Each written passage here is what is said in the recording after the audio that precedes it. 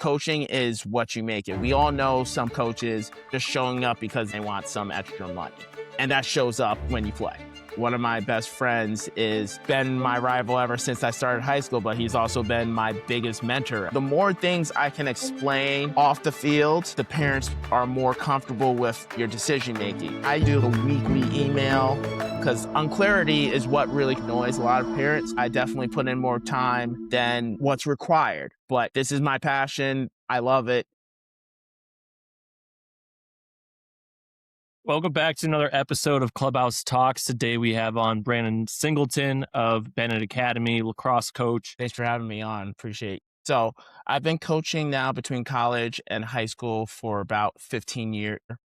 I've been at Benet now. This is my second year here. Our program has around 60, 70 kids. So that usually equates to a freshman, sophomore type team, a JV, and a varsity. Bennett's been historically competitive. They've been 2 or 3 years removed from the Final Four. So they've been a really good program. Their coach before me had been at the range for most of the history of the program. He retired. His assistant stepped down and went to another school. So they vouched for me to get the job. I ended up there and I've been loving it ever since. It's really interesting. I didn't know that about the coach before you. I think that's going to be interesting to dive into, like the transition of that. He's set his ways, he set his standards, he set his culture.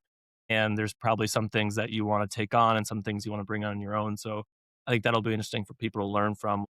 I haven't had any interviews yet with people from private schools. I really don't know anything other than like my own perception when I was in high school of like, oh yeah, the private schools, they get to recruit whoever they want. And, there's all these judgments about private schools and how their sports programs come together. But I'd love to hear from you of being in private schools, 3 different private high schools, of what it actually looks like. And you said you yourself went to a public school, so maybe what you've learned too about the process. I will list some pros and some cons of private school. So private schools, this I think came up recently before the Mount Carmel, football coach had talked about when they talked to him about recruiting. He's like, well, pretty much every single kid in this building, if you think about it, is getting recruited. And how you say that is one way. How it's done is a different way, obviously. But it is really true. Pretty much every person that walks into the door of a private school in one way, shape, or form is recruited to that school. Now, it's not just blatantly like at the college level where we can go out, offer this XYZ amount of money. It's more, we've got to highlight what our strengths are of the school to prospective students and, more importantly, prospective families. Because at this age, going into high school, it's basically thinking of like that college recruiting process, but now you're dealing with middle schoolers. So there's a lot more nuance to it because, yes, a lot of times, and especially nowadays, most of the families are involving their kids a lot in that process of making decisions about the school. But generally, it comes down to, at the end of the day, the parents are really making the decision. So definitely every student is getting some type of conversation with the admissions team. Me working in admissions, pretty much how we recruit or how we get kids to come to school is we do a lot of visits. Fall is a busy time in the admissions office, probably the busiest time of the year for admissions teams in private schools. So with private Catholic schools, we tend to have a lot of partnership schools. So these are schools that historically have sent a lot of students to our school. So, but our partnership schools are where the core of our class comes from year to year. We're not really invited to public schools in the same way that we're invited to private schools because the private schools kids actually have to make a decision on if they're going to go to their public school in their district or if they're going to continue with the private education. Yeah, makes sense. So it seems like a lot of the students enrolling is coming from those visits in the partner schools. Yep. Also, a lot of kids tend to come from our summer camps. So most of our teams are offering some type of summer camp. A lot of our coaches either work in the building or work outside of the building and are doing other coaching outside of school as well. So they're interacting with kids in the community. So a lot of different ways that those kids are finding out about Benet and starting their process of coming to Benet. Yeah. Are there any rules set up for here? And is there any misconceptions of the rules of kids deciding to go with Benet? in terms of you guys recruiting or reaching out? Is there any red tape there? Yeah. So it's sort of similar to the college landscape where if you see people out in public, I can't just blatantly go up to you and just be like, hey, come to my school. Now, Hmm. if parents or families have conversations with you outside of school, that's really the biggest way that we can know, hey, all right, this person has shown interest in our school. So it is more of a sense of at in this world, at least at the high school setting, the recruiting is done more from the family's end than starting from the coach or our admissions team's end. Hmm. So they're expressing that interest first before we start those conversations of these are the things we have to offer. Unless we're doing like a school visit or something along those lines where we're already out there because they're looking at a bunch of different options during that time as well. Yeah, makes sense. So then, kind of like colleges too, I see it always as stats during March Madness when a school goes on a run and then their applications go up.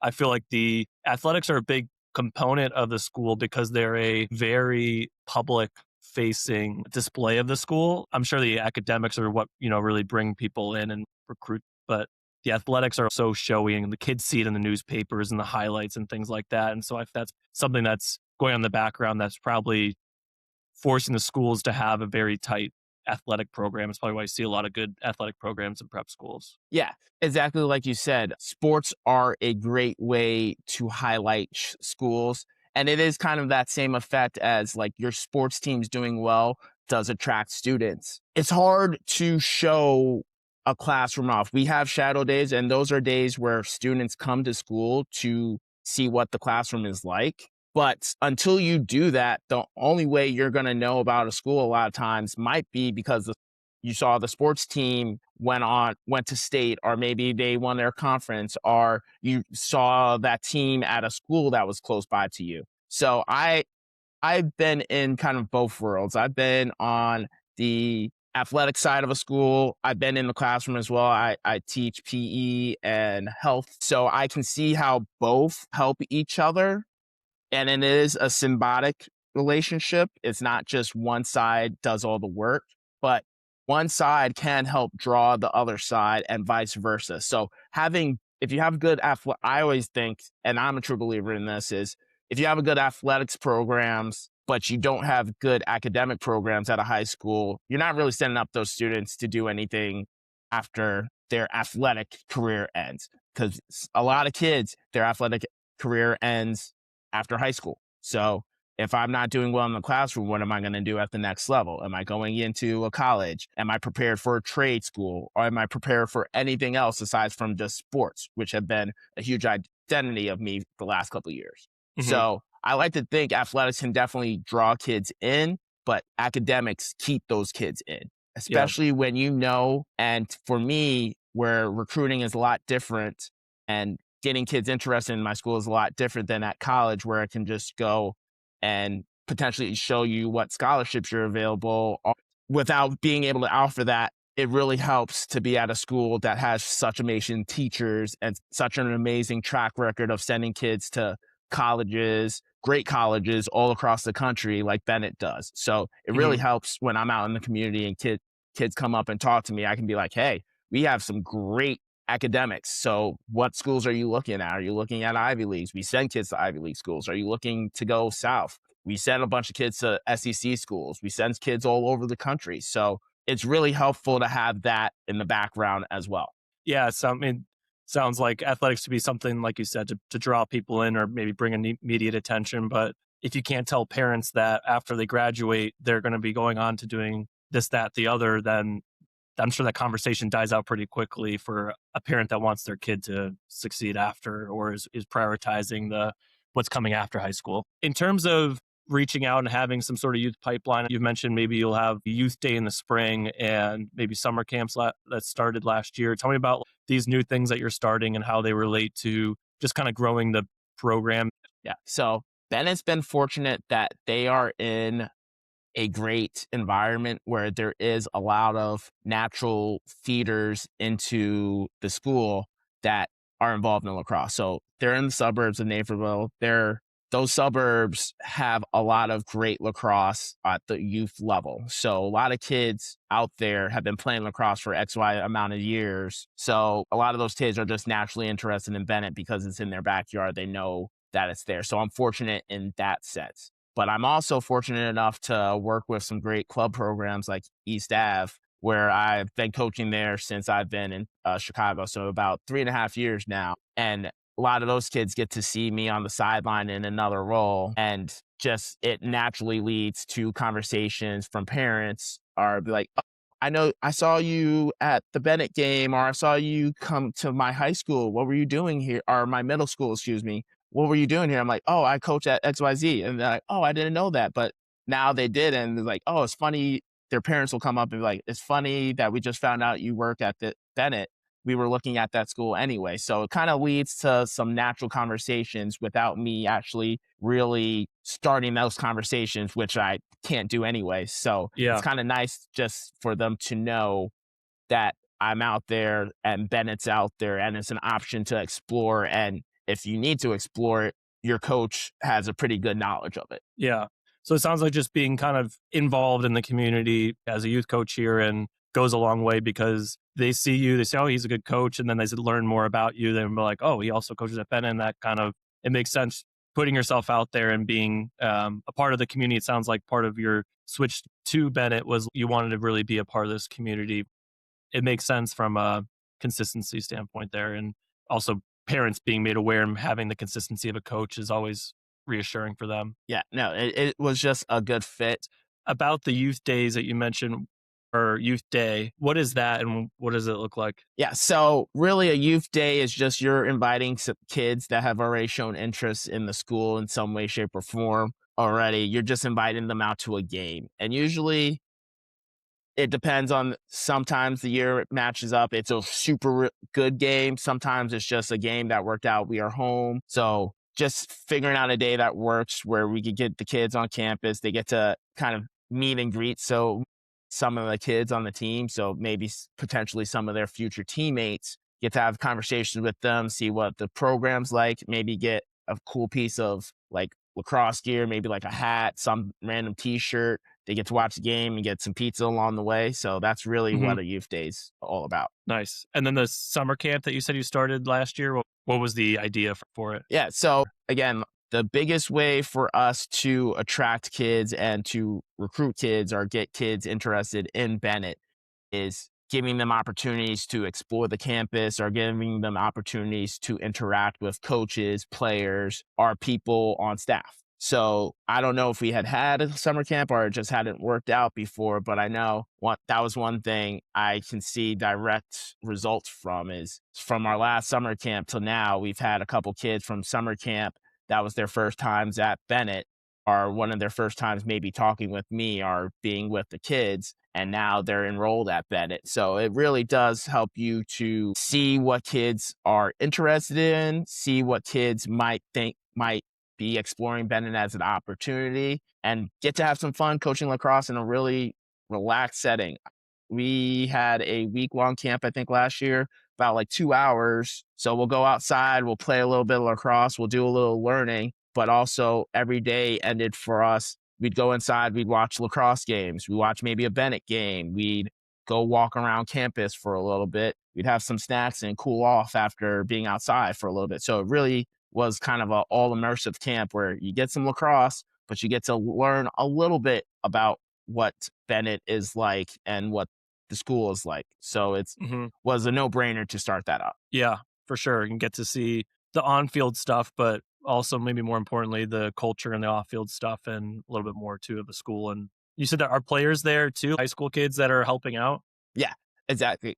So that's like the funnest part. That's what makes the camp fun is the counselors are usually current members on the team. So we'll do a camp. I think this year we're doing it around fourth grade, fifth grade, and up until eighth grade. So kids of all ages are coming to the camp. You get to meet the current kids and you get to really interact with the current kids. And I think the best way to show off the school is showing off our kids. And we have some great kids in our program. So it's awesome for them to go. Maybe some of them are thinking about coaching in the future too. So it kind of works out hand in hand. Like, can you handle a bunch of toddlers, a bunch of kids running around for 2 hours? Can you handle being the adult figure for a little bit? So it's kind of Mhm. fun on all sides. Yeah, for sure. Okay, then getting into, I'm not sure how much of this is, maybe I just don't have good perspective on it, but is it popular or is it a concern that kids can transfer out of schools or go to different schools or kind of jump around, or is it pretty much once people have committed, they're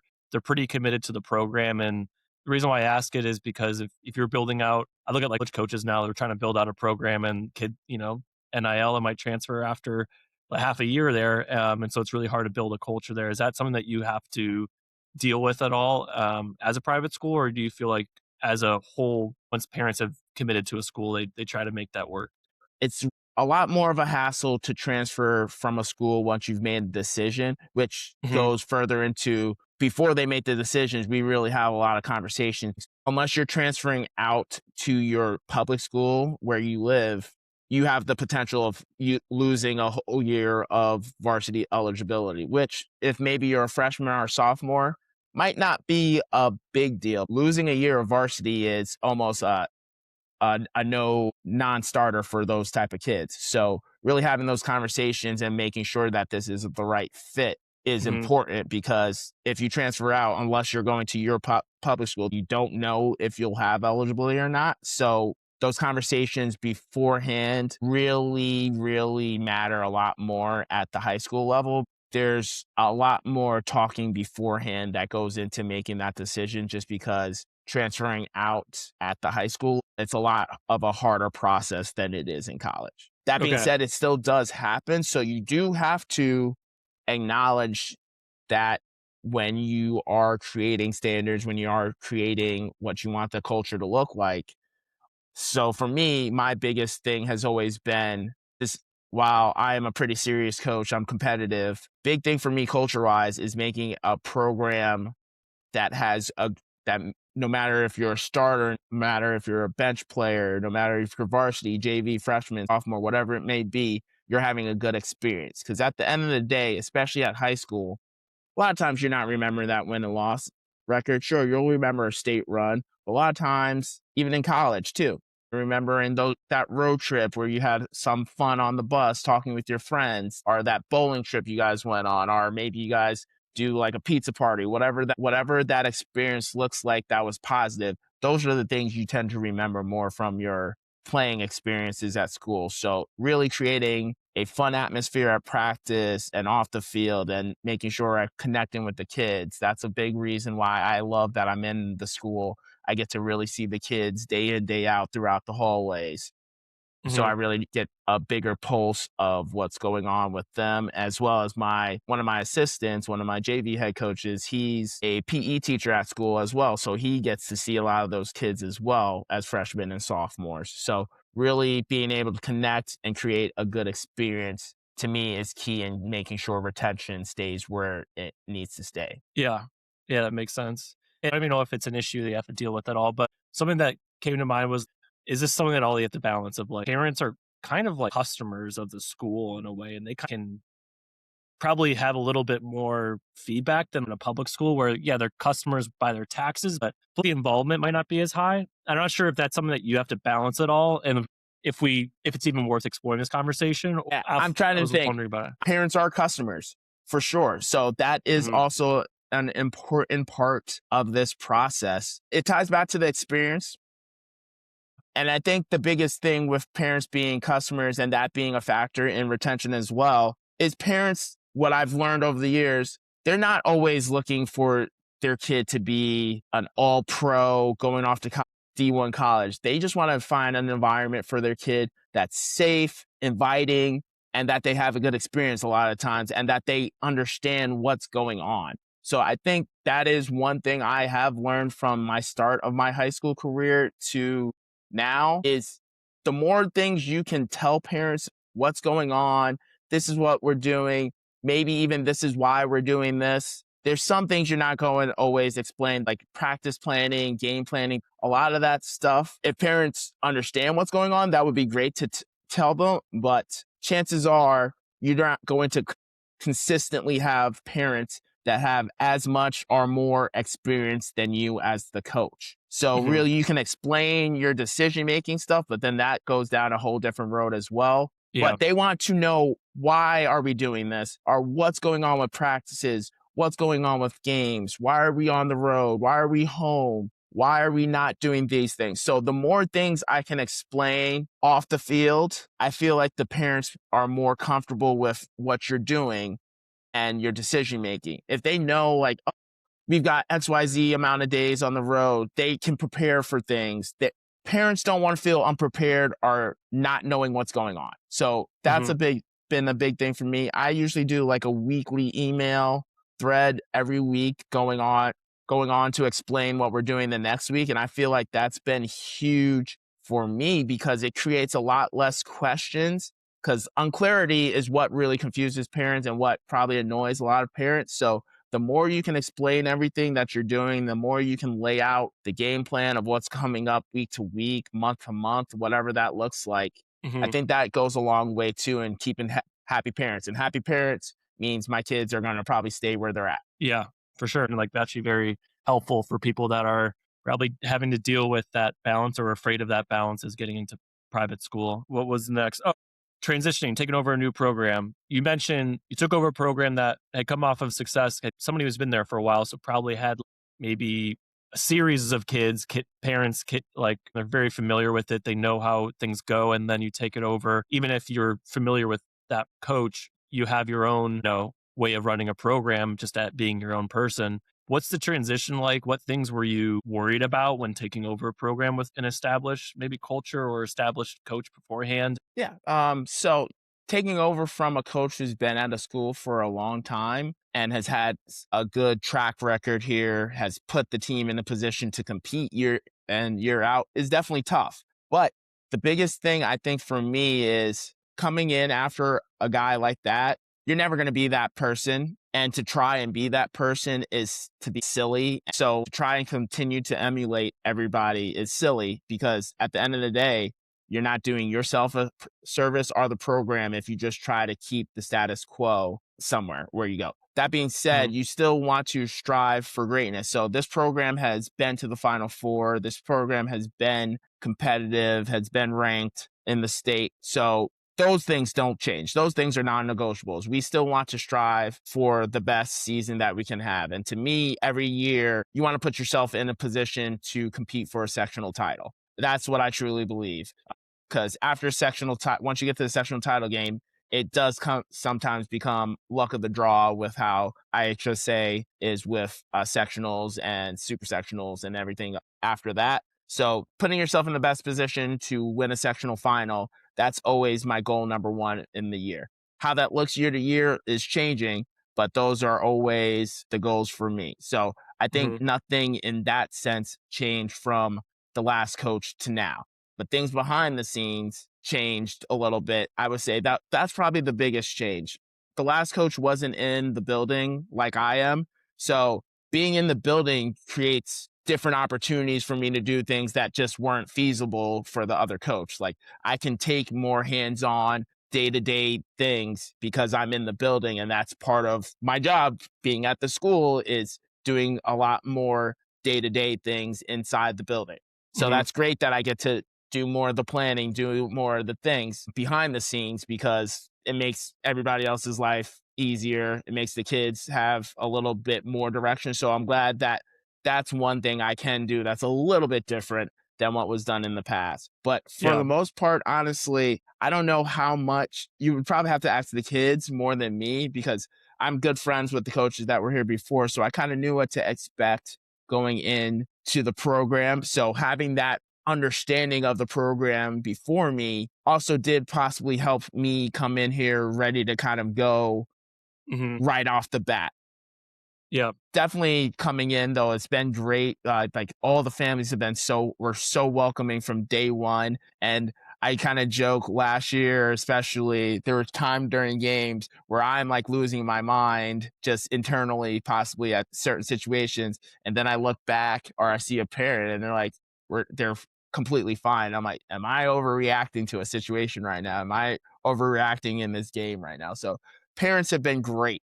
And that's the biggest thing that's helped me feel comfortable doing things. The parents are know that there's an open line of communication both ways. So that also helps with that transition. I'm willing to listen to things. Now, granted, yes, at the end of the day, it is our program and it's the boys' program. So I'm going to do what I think is the best. But again, this goes into you want to create a culture where parents and your players are feeling and welcome to offer criticism or just offer things that they're seeing that they like and seeing things that they think could be improved. And then you can maybe, again, you get to have that conversation where you explain your reasoning or you get to explain why things are going a certain way. And if things aren't going a way that they like, be like, all right, let's figure out where this middle ground is. So those are some things that definitely come with that transition. But overall, honestly, I would say this transition has been pretty good.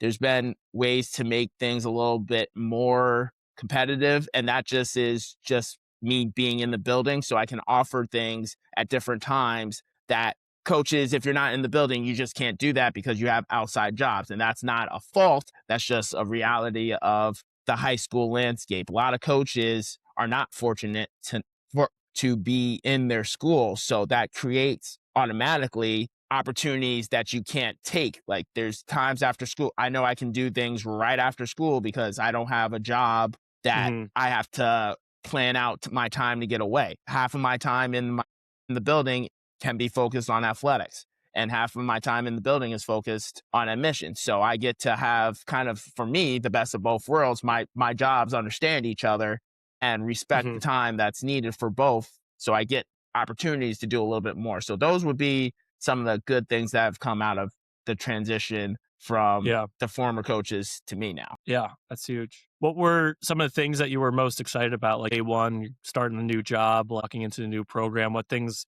um, maybe as silly or as like real as possible, were you like excited to get going on? Hmm. So leaving a school always is rough. I think I cried like a baby when I was leaving, but it's always exciting to get to a new school and build those relationships again with a new group. So that's been something I always look forward to because every team is a little bit different as well. So year to year, that's something that always is exciting to me as well. And then just Yeah, changing schools added to that. for sure. Last one I want to get into was uh, I titled on coaching. Why come back to coaching? And I think we could start with this being like, did you always know you wanted to coach? You always passionate about coaching?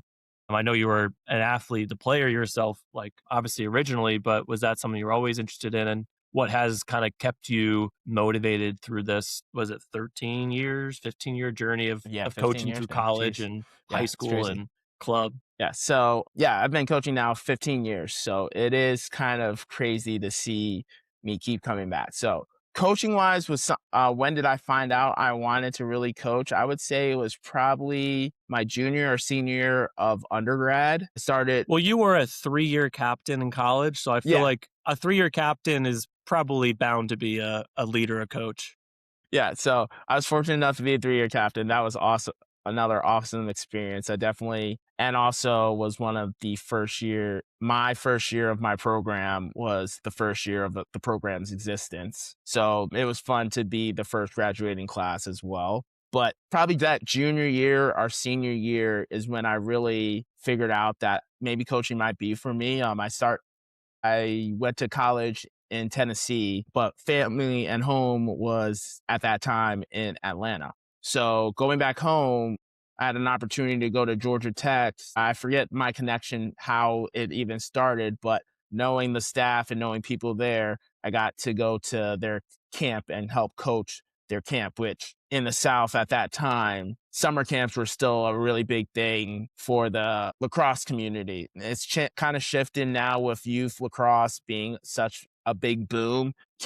That camp world has shifted a little bit more to the club world, but that camp is still running and gunning. And it's been now probably over 20 something years of this camp. So going there, being on Georgia Tech's campus was super cool, but really at first I was just kind of helping out, being like setting up the fields, things like that. But one day, one of the days of camp, one of the coaches was out. So the head coach, Ken Lovick, was like, "Hey, do you want to go? Do you want to go coach this team during the playoffs or whatever of camp?" So I was coaching for a couple games, and I'm like, "Oh, this is really fun." And I don't know if it was him or somebody else was like, "Have you done this before?" I'm like, "No, not really." They're like, "I think you should explore either coaching or something along those lines." Mentorship has always been, to me, a big passion of mine. I think I volunteered at Boys and Girls Club when I was growing up a lot. So I've always done something where I've been around kids or around young men, young women, whatever. To me, helping kids find the best version of themselves through sports or just in life with mentorship and the life lessons that I've learned, the good and the bad, has always been important to me to pass those on to others. So mentorship has always been something I've always been passionate about. So Hmm. naturally, I think that always created for a lot of people, "Oh, you look like you're a teacher," or "You look like you would be a coach." So I think other people always knew it before I did, but that Hmm. junior year really set that in stone. So as soon as I got done with undergrad, I went to grad school and started grad coaching. So it's nice to get my master's paid for by coaching in college. So it was like a win-win for me, essentially. Got I my see that as like a master's in, great hack of people getting a master's degree and getting to do something that they're passionate about. Like I played D3 soccer and we always had grad assistant coaches, and it was great too for the players because you're obviously closer in age to them. You can kind of bridge the gap, and you're also getting to be able to pull off getting a master's degree right after college. I think that's huge for anybody that's even not getting into coaching, but just want to get into the master's program. yeah, that's always been a huge thing for me. Like I think look back at that, I'm like, I don't know if I would have my master's without doing that grad coaching. So that was an awesome way to get in. And it's especially if you're serious about getting into college coaching, it is a good entry point for you to see, can I handle this? Is this really what I want to do? So I was fortunate enough to do that. And my first year in grad coaching, I'm like, yeah, this is 100% what I want to do. So I stayed the course. I did graduate coaching, moved up to becoming an assistant coach eventually before becoming a head coach at a college program. That college program unfortunately disbanded, but also I got fortunate enough to know some local high school coaches in the area who thought I would be a good fit and reached out at the perfect time to bring me onto their team. And since then, I've been coaching in high school now. So I miss the college scene a lot. I do miss that grind of being a coach out there and being on the road all summer, recruiting, doing all of that. I love that stuff. That's a big side of it. I always enjoy. I love watching the film. I love the work behind the scenes. But high school, I thought, was a better fit for what I'm passionate about. It's a lot easier to be a mentor here, just the way high school is set up a little bit different than college, where college, yeah, you get those kids for practice. But aside from that, often are you going to, you're fortunate if you see them going to class or see them a lot, unless they're coming to your office. Hmm. Being in the school setting and being in the school, I'm guaranteed to see most of these kids every single day in the hallways. Their teachers know who all the coaches are, so their teachers are sure to tell you the good and bad they're doing in classes, which I love being informed of all things going on. And I Hmm. just think it helps build a deeper relationship. And that's something, once I got into the high school scene, I really loved, and that's kept me in. So that's been the biggest thing that's kept me going for these 15 years, is really the relationships that get built, the opportunity to mentorship, and the opportunity to pass life lessons on through lacrosse. And also Yeah. just for me too, this is also something I think you had wrote, like, this is just so like lacrosse has always dominantly not been a sport with a lot of people of color, a lot of people with different backgrounds, just because of the nature of the sport. So being one of those different faces in it has always been something exciting to me. That was something I was really passionate about at my school back in Missouri. uh, the year after I started coaching, I think I got a lot of our kids that played football to get interested and Mhm. they ended up playing for a couple years. I know one of our kids just left. He's playing now football at Fordham, but he's a kid that got in just because he had a relationship with me during football. And then if the coach didn't look like me, there's not the guarantee he might have got in or he would have been as interested, but he built that relationship and knew who I was. That's also been exciting to me, being able to show this sport to people who don't normally get to see the sport as well. So I've Mhm. been fortunate enough to get to do that. But pretty much like relationships have kept me going. And then as I've grown, finding time for myself. Even in high school, this is a job. If I like to joke, and I definitely have a lot of good friends that coach high school, coach college, especially at the high school level. Coaching is what you make it. We all know some coaches in whatever sport that we do. You know, the coaches that are like serious, that are going home and doing work, or they're doing stuff in school, and the coaches that are just showing up because this is part of their job because they're teaching at the school and they want some extra money. And that Mhm. shows up when you play. I've never been that type of coach. I never want to be that type of coach. I put in probably all of a lot of outside time, to my detriment sometimes, into coaching. So I put in a lot of hours, I put in the work, but I think it shows in our programs being prepared and being successful. So that's definitely a grind, and it's not for everybody because I definitely put in more time than maybe I should, or maybe what's required. But this is my passion. I love it.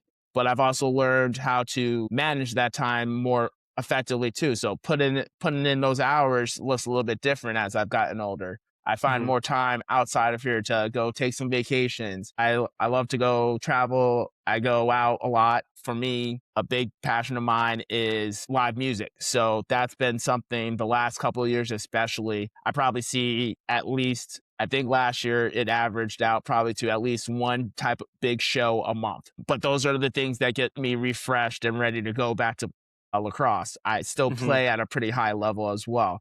Those things keep me going. So those would be things I would say if you're trying to make a go at this and make this serious is be prepared to put in the work, put in the time. Like the more time you put into being a better coach, whether it's going to conventions, learning from other coaches you know, watching film, watching things on YouTube. I know plenty of coaches that have learned stuff during YouTube. I am very much on Instagram. I follow a bunch of people who just diagram plays, diagram things that college teams are doing. And to me, that's not me not knowing something. I think not knowing something is natural. Learning from people who can break down things well, or learning from people who have more knowledge in this game, to me isn't a sign of weakness. To me, it's a sign of me wanting to master my craft and me wanting to be the best version of the coach as possible. So one of my best friends is a former rival. He was the rival coach at the school in St. Louis for me at MICDS, Andy K. He's been my rival ever since I started high school, but he's also been my biggest mentor ever since I started high school. So having a good mentor like him has really helped me grow into a good coach. Like a relationship with your rival, like, how does that happen? So I had already always known of him through the college sphere. I had a working relationship to say. Pretty much within the first couple weeks of me starting in high school, and once he knew, he was one of the first phone calls to me and be like, "Hey, I heard you're coaching here. I think you would be a good fit for our club program." So literally the rival, and our schools are rivals, MICDS and John Burroughs. Those were the two rival schools. They share a lot of families because eventually somewhere down the line, one kid went to another school, went to the opposite school. So they're rivals, but they're also really good friends. So I love that he was one of my first coaches to reach out to me. And what really stuck our relationship was we did a 18-hour car ride up to Baltimore to coach for a summer. And pretty much the whole car ride, we're just talking sports, talking lacrosse, talking goals, visions, how to get places from XYZ, because he's really built that program up to one of the best teams in Missouri and one of the best teams in the Midwest. So having him in my background has been great as well. But finding good Yeah. mentors is huge. Finding time for myself outside of lacrosse has been huge. And those are the things that really get me refreshed, because I'll probably say I do this year. We've probably done some type of lacrosse activity almost every single month that school's involved, and maybe even some stuff during the summer if it's an option outside of club lacrosse. So Mhm. it is kind of a year-round sport, but it's also something I take it in chunks, and I expect my kids kind of to take it in chunks too. I'm the biggest advocate for multi-sport kids. Go play another sport. Go do something else. Don't just be a lacrosse player. Because I like to joke, if you're trying to go to college, realistically, there's very few just lacrosse players that are playing at the next level. And I think that goes for almost every sport. The natural athletes, they're playing other sports. So yeah, there's a time and place when it comes to specialize maybe, but playing more sports, doing other things, being a well-rounded athlete is only going to help you. It's never going to hurt you. And any Yeah. coach that says it is, they don't know what they're talking Yeah. And you get a more well-rounded experience too. You get to be with different teams and different coaches, different leaderships, different, maybe the basketball team's good and the football team's bad. And, there's different experiences you get from it too. about. Exactly.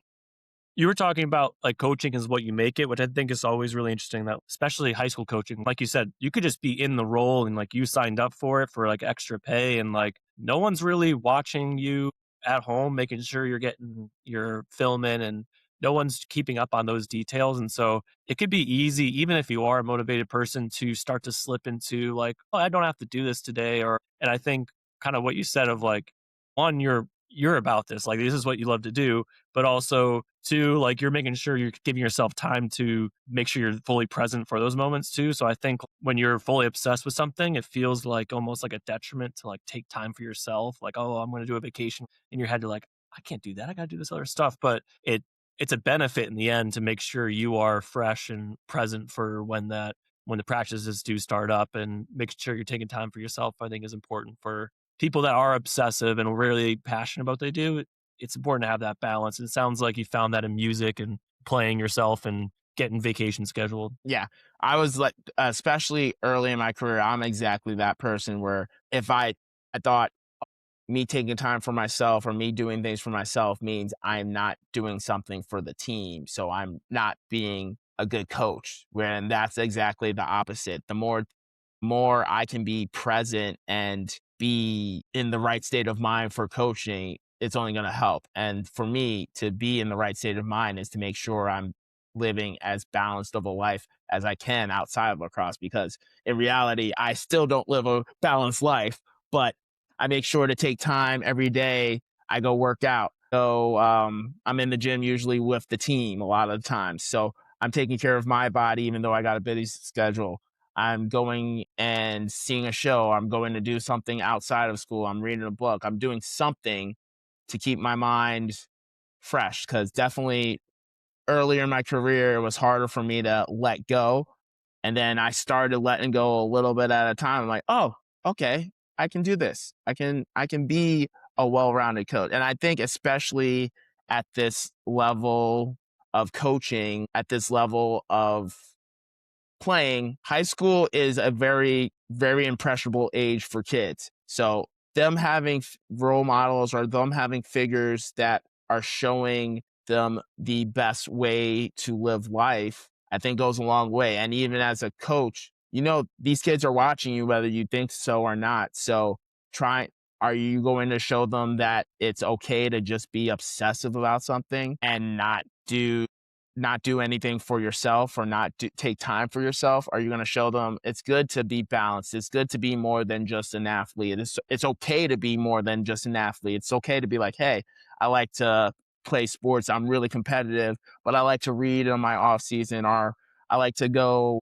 travel. I like to go sing. I like to go do something that's not expected of me as an athlete. Because especially with that culture as well, where people aren't expect you to be a certain way just because you play a sport.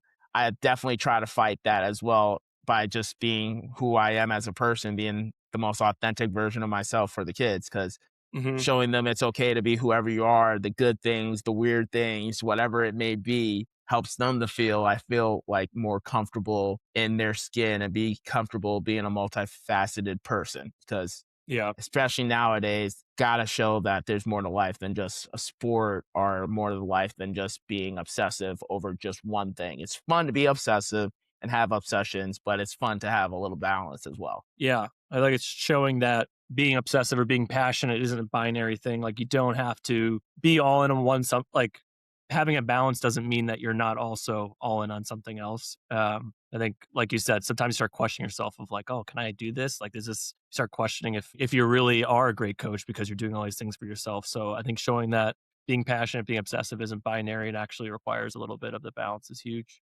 I think those are the big topics I wanted to cover. Trying to see, was there anything else that like I put in the questions that you had notes on that you want to speak to? And again, I can kind of cut this to, make it for conversational, but was there any topics that you had ready that you want to dive into or had answers for? Honestly, I feel like we covered most of the things. I will say, just kind of touching back on what we're talking about. It's funny now. I'm 36. I have a lot of coaching friends that are just getting started, so now they're in their 20s and late 20s. So like seeing the things that I did well as a youngster and seeing the things that I should have been better at, it's nice to have people now to talk about those things with or talk to with those things. And a lot of them, the biggest thing I think that's imprinted on me, a lot of them work hard and they play hard. So like the big thing for me is like finding that balance was easier when I got some more younger friends in the profession because a lot of them, they still have very cool lives outside of coaching. And I'm like, Hmm. okay, they can do it. So I can do it too because they're pretty serious. I respect them. Yeah. So I can go explore those things as well.